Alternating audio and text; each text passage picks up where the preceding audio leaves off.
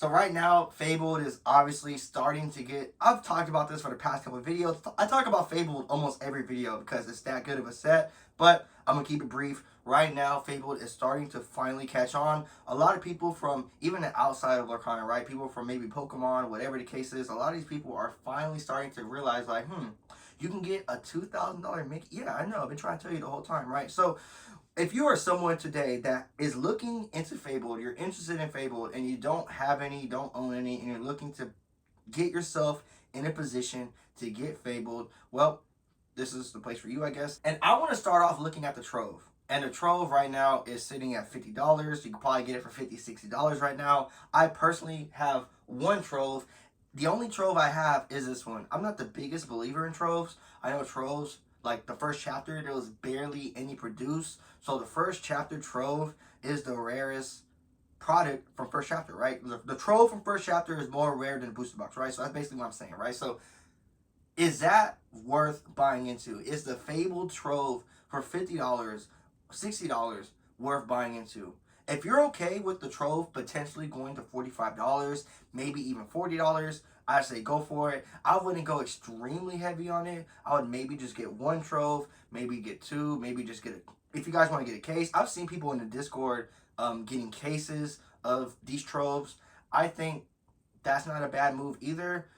I just wouldn't be all in, right? I just wouldn't go full out on Troves, right? And if you do get a Trove, if you do pick up a Fabled Trove, it is very, very important that you pick up an acrylic. You absolutely need an acrylic for this Trove. There's no wrapping, no protect. This Trove is arguably the easiest, most delicate product in the entire Lorcana hobby.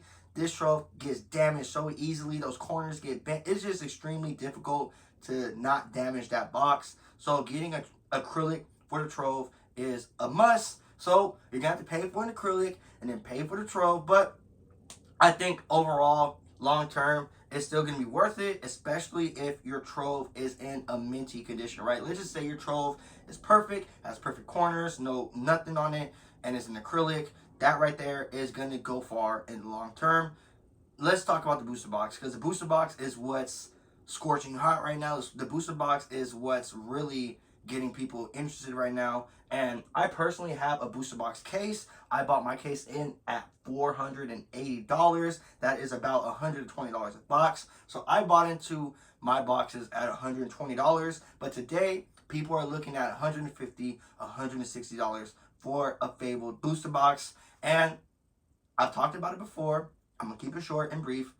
Be patient. We're gonna get more. It's a fact.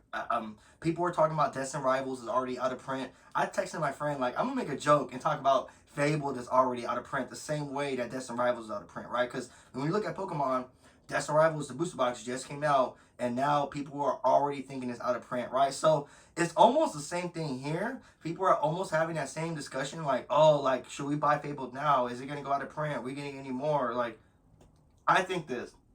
Ravensburger cares about the players. They're going to want the players to get the cards. And there's cards in Fabled. I know a lot of them are reprints and stuff, but a lot of these cards are still cards that are used in the game today. So I think we're definitely getting more booster boxes. I think you will definitely have more of an opportunity to buy into Fabled. But let's just say today you can't wait. You need a box today for $150, $160.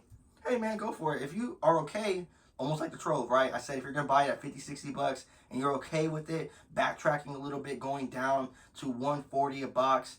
Okay, like if you want your booster box for $150, $160, it goes down to $140. Boo hoo, who cares? You lost $20, right? Not the worst thing in the world, right? But I think you should definitely wait on the case, because the case, you're looking at $600, $700 for the case. And obviously the case is the best product to have, because the case guarantees you more of a chance to get a hit, right? Because if you got one booster box, might not even be nothing in there, right? Because you got that booster box out of a case, right? But if you have a whole case, then someone's going to think they could potentially get the Mickey or the Minnie in there, right? So anyways, the case is always going to be the best product in Lorcana, especially the earlier stuff, like first chapter, where has no wrapping on the, like the first couple boxes, like first chapter, Rise of the Floodborn, had zero shrink wrap on the box. So it is very important to have cases of Rise of the Floodborn and first chapter, because there's no shrink wrap on the box. But for Fabled, I think you really just want to have a case